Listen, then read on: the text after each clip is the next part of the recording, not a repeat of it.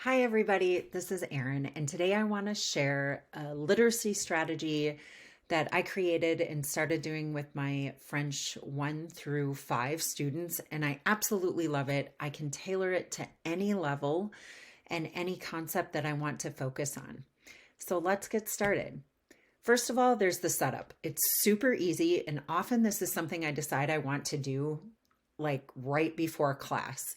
So the first thing you need is a large piece of paper for each group. I like to use butcher block paper on a roll and I just roll it off and I create one large piece of paper for each group I'm going to have. When I did it recently, I had 6 groups and there were 4 to 5 students per group.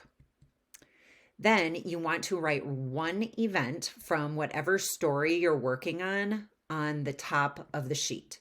So this could be a reader, it could be a novel meant for native speakers, it doesn't matter. And you want to choose something that is not too near the start of the story or it won't work well for the activity. And all the events that you choose, you want to space out the events. So when I said I just created this like right before class the other day when I decided I wanted to use it, I literally just got 6 big sheets of butcher block paper. I picked 6 events from the story that we're working on this week, and I just wrote the event on the top, and then I made each sheet into a T chart. So it would look like this. And that's it. So it took about 5 minutes of setup. I decided spur of the moment, no problem. Then with your class, you want to do an example. So I think it's important first to choose your focus. For me, in the most recent time that I did this, my focus was working on the past tense. It's something we've been talking a lot about, using a lot, and I wanted to discuss it with the students. So in order to introduce the activity, I use a well-known example, and I chose to use the story of the Disney movie, The Lion King. So I put an event on the board, and the event was in French, but for purposes of this, I'm going to do it in English. So I wrote Mufasa died, and I'm working the past tense. So every example I'm going to have here is in the past, but it could just as easily be in a different tense. So Mufasa died. Then I teach the students the words event because I'm going to ask them to give me an event, give me an event, give me an event, tell me another event over and over and over. So they'll get a lot of reps with the word event.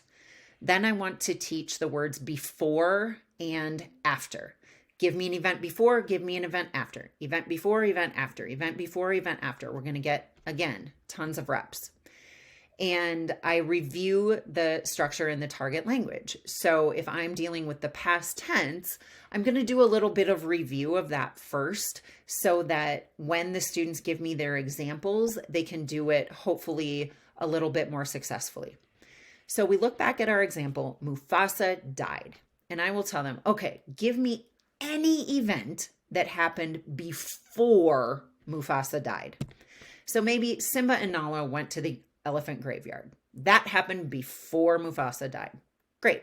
Now give me an event that happened anytime in the story after Mufasa died.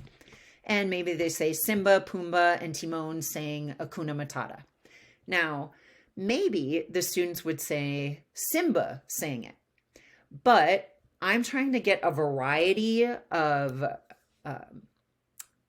subjects. So Simba and Nala, 2 people or animals. Mufasa, 1 animal. And so if a student gives me something that we already have, like I don't want them just being like Simba, Simba, Simba, Simba, Simba. Bring in Simba and Nala, Simba, Pumbaa, and Timon. So you might have to kind of coax them into creating some different groups for subjects. Then I'm going to say, okay, so when we do this activity, the rule is that you cannot repeat what you wrote or what another group wrote. So everything has to constantly be different. So I'm on the next one. give me any event that happened before Mufasa died. Any event, but it cannot be Simba and Nala went to the elephant graveyard. So how about Simba was born? That happened before.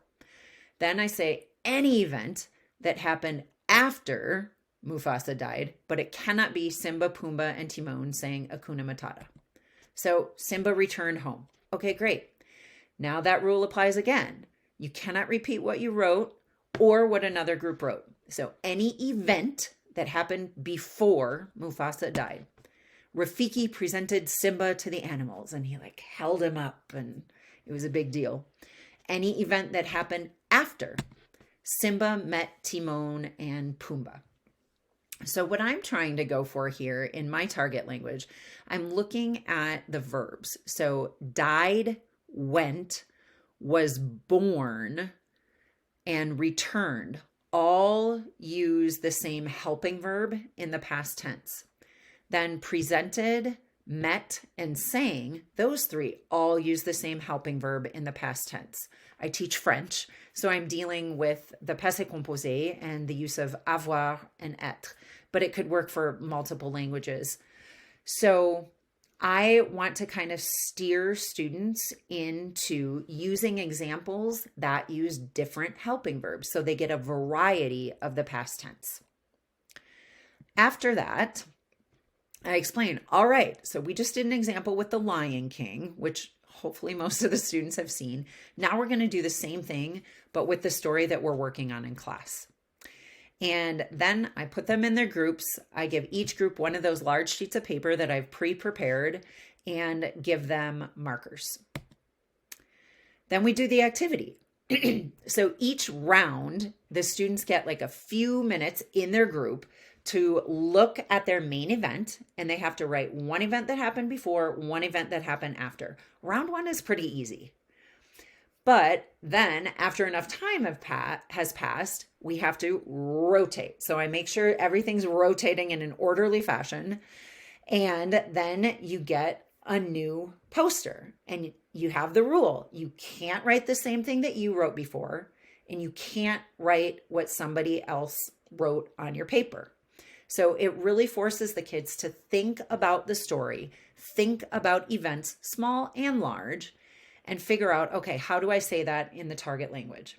And then while the students are writing in their groups, I'm walking around, I'm offering support, I'm checking their structure. In this case, I'm working on the past tense and making sure that they have all the parts of the structure that they need. Then we just keep on going until each group gets their original sheet back. At that point, we're going to do some arranging, and each group will arrange the events in chronological order. So your group might get your poster back, and you've got all these different things on it. Awesome. Now they have to figure out, okay, what was the first event that happened in the story? Not first event overall, but of the events that are given on the sheet, what was the first one? Well, here, Simba was born. Then what was the next one? Rafiki presented Simba. Then they went to the elephant graveyard. Then Mufasa died. Then Simba met Timon and Pumbaa, and they sang, and eventually Simba returned home. So they rank everything. Now, in my example, I have 3 before events and 3 after events, but in class, you would have, I had 6 groups most recently when I did this. So I had 6 before events and 6 after events. Then at the end, I always think it's important to do a check-in. I personally don't like telling students my point. Here is what we're doing and here is why. I like asking them, you tell me, why are we doing this? What is my point? What is my goal as a language teacher? What am I trying to get you to do? And what are we trying to build? So students might say things like, well, we're trying to practice whatever the structure is. So in the case of my example, a past tense structure. They might say, we're trying to review the book. This is actually a really good activity to do at the end of any story you've read, to check back in, review, get through all the chapters, talk about the events, make sure students know what happened and in what order. And Very often the kids just say, we're practicing our written language. Yes, this is true. So all of those things are part of what I'm looking for, but I like them to come up with it. And I do this in a lot of activities that I do in class. And what I've learned over the years is when I ask that question and students can't answer why we do it, what my point is, what my goal is, it's time for me to reevaluate that activity because maybe it's not good enough. Students should know, and they might need a little bit of help, but ultimately they should know why they're doing something. And I think it's valuable for them to figure that out and to share out rather than it coming from top down. So I would love for you to try this in your classroom. Try it out with any story you use. Try it out with any structure you're specifically trying to pinpoint, and then share in the comments below how it went.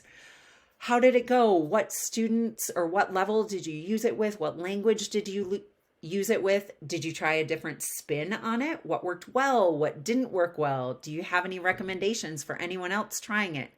I would love to hear. Please post something in the comments. Thank you.